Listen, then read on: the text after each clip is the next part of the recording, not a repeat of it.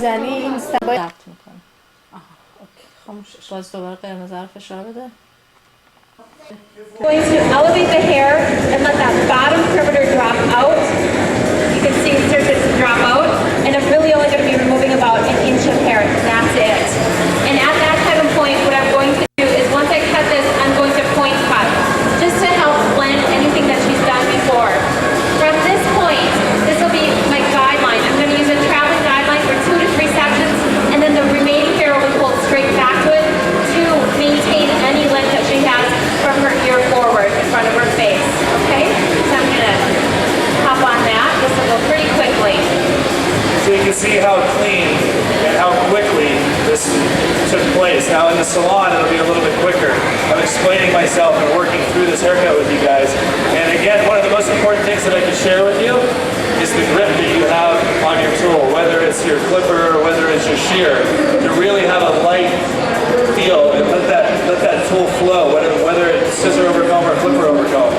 So in this case, with clipper over comb, body position, very important. Comb's angled, clipper's angled, and I'm angled. I'm right there. I can see right where I need to work.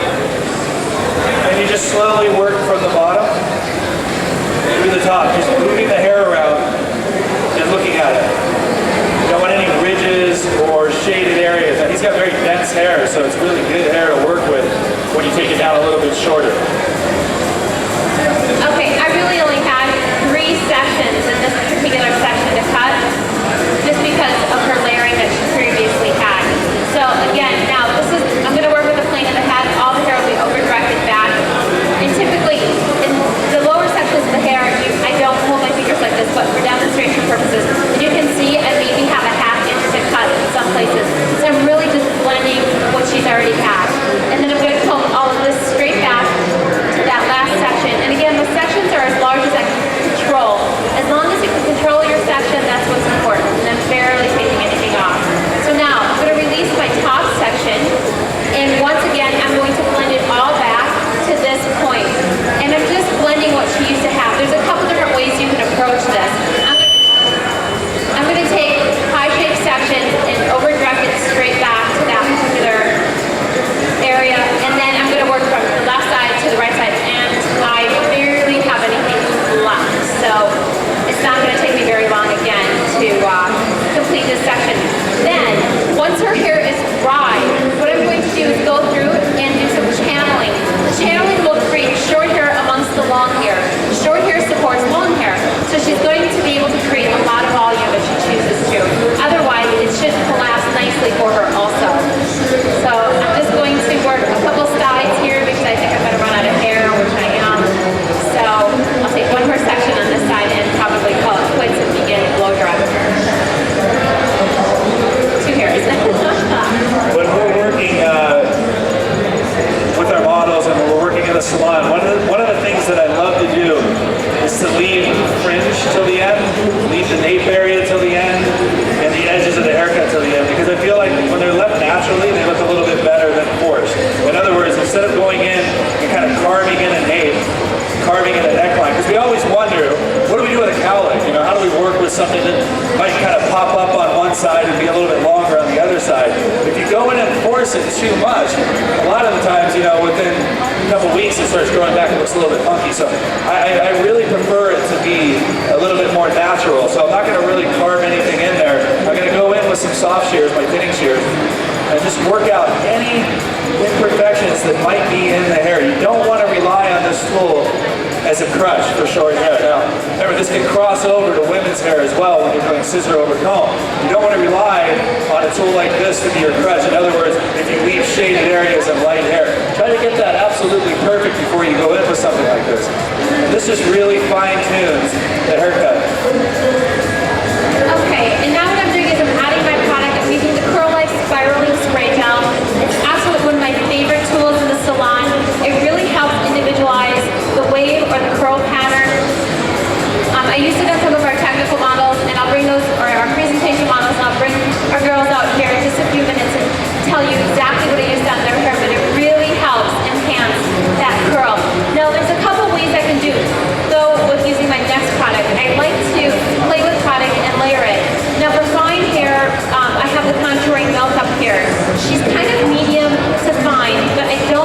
too strong. If I really needed to help hold and enhance the curl, I would use my body forming foam. It's a little bit stronger hold. I want a little bit more of a freer movement, so I'm going to use my contouring belt to just really get those ends so that we reduce any amount of fuzziness at all in her hair. After I get the product on her hair, I'm going to comb it, reshake it a little bit, and then start diffusing her. Okay, while you're doing that, can I bring down CJ? Yeah. All right, CJ, come on out, man. What do you guys think? Pretty cool, got an urban feel to it, you know, really fun. What we do with CJ's hair is, first off, color formulation on that, Chantel? CJ is 3UN, so color sync, warm neutral. He came in with kind of dusty ends, and I just wanted to deepen the ends, but not. الان ببینید میگه رکورد REC این باید بگه رکورد که بگیره خب حالا خاموشش کنم یه موقع دیگه که همون رو فشار بده هواد نیست فیلمتو بگه همون رو فشار بده The orange hair, you know, they're trying to cover the gray. We really feel that you can blend out the gray well with Color Sinks. You can do a lot. Color Sinks provides everything that we need for our male clientele, and it's simple, very simple to use. So the formulation really gives the hair a really nice shine, and just to give it a really cool urban look, what we did was we just took individual pieces and twisted that around, and we used our Sleek Looks smoothing serum on that just to create a really nice individual curl. Now the cut, what I did with the cut was we just went around the perimeter, established a nice base, and then he was kind of triangular. It was growing out, it was pretty long. And so what we did was basic square layers just all the way around to take that corner out. And it just gives it a real nice funky, street, edgy, raw feel. And I think it works well for him, and that's one of the most important things. You have to have the hair right for the individual. If it's not right for the individual, they're not going to come back. And don't forget, they look to us to provide that information for them. So instead of your clients walking in, sitting down in your chair, and you saying, well, hey, what are we going to do today? Well, guess what? That's our job. To say what we're going to do. If we suggest this, we can put Color Sinks on you, create shine. This type of cut would look really, really good on you. So that's our job as hairdressers to do. And I find that, you know, I think you'll be more successful doing that. So, thanks, CJ. Give CJ a big hand. Okay, give a big hand, you guys. It's been a trooper this weekend. I'm sure that you choose to say I never had my thoughts from you. Alright, just very quickly we're going to show a video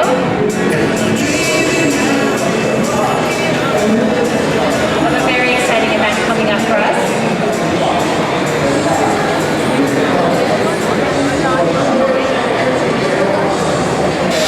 Join us for the industry's most anticipated educational event of the year.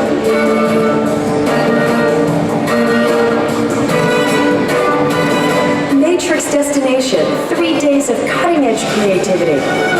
Connect with thousands of talented professionals, all part of the Matrix family. Create a new vision of your professional future. Dare to unleash your creativity. 17 courses covering cut, color, styling, international trends, business, and motivation. 40 artists combining 650 years of experience. 5,000 stylists. Experience the energy, inspiration, and excitement of this must-attend event that's destined to shape your future. Matrix Destination. Register today. Alright, Matrix Destination. We all have been working so hard on this. It's going to be in June in Las Vegas. And David and myself, and actually Daniel Roldan, are doing the advanced haircutting. I cannot tell you how much time and prep work has gone into this event. I have to say, you look amazing in the video. Oh, I know. You really did. Did you guys see? Did you recognize me in short hair after the video that was from a year and a half ago? But really encourage you to go online and check it out if you haven't had a chance to receive any information on it. There's many courses to choose from, and the entire team at Matrix is doing an amazing job of putting it together. It's going to be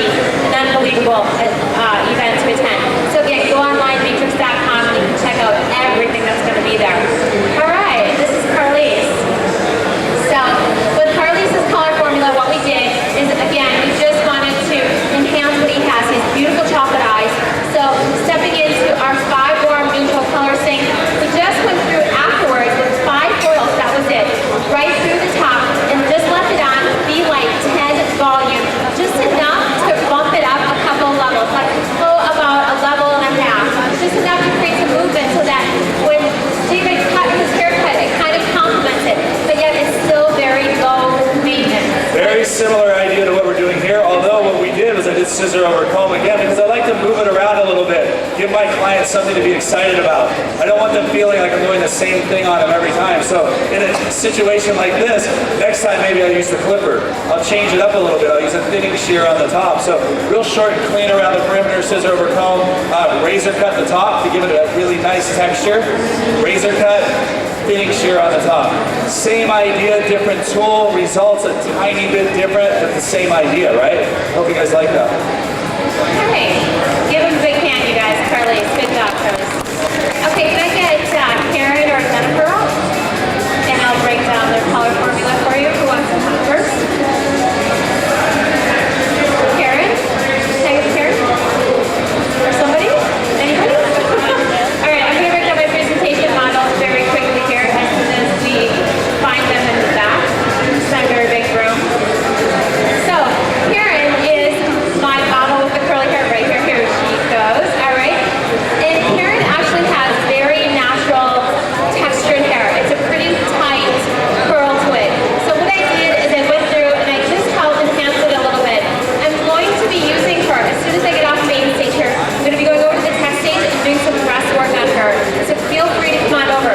With that in mind, what we wanted to do is we wanted to create a nice color for her, but yet keep it low maintenance. Because I think those of us that do have that natural texture, we typically aren't high maintenance on our hair color. So what we did is we first went through and we highlighted with V-Light. She has a bold color there, so we had to go into our lightener with a so-called lightener V-Light 10 volumes. We left it on until she pulled up about 2 shades. Her natural level is a 4, so we then went over her entire head, scalp to ends, with our color sync level 6 red brown with 2 ounces of our color sync formula to a 1/4 ounce of our red booster. So what happens is you can see the vibrancy just kind of pull through, but yet it's very subtle. She's probably going to be able to go 6 to 8 months before she needs another foil. Because she's not going to be cutting her hair that often, that foil sticks with her, so she can come back to me and I'll just keep reapplying my color sync formulation. So this is Karen, and again, please join me over the tech stage after the main stage here and continue to put her hair up. Isn't she beautiful? Give her a big hand. Thank you. 7N with 30 volume, so we got 3 levels of lift, actually about 3.5 levels of lift, and we also maintained a nice even result with the colour, no hot spots. Did you do that all at the same time? Thank you for the question. Did we all do that at the same time?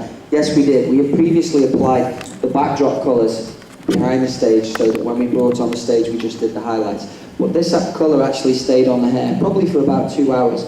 It's another great key point with our permanent colour.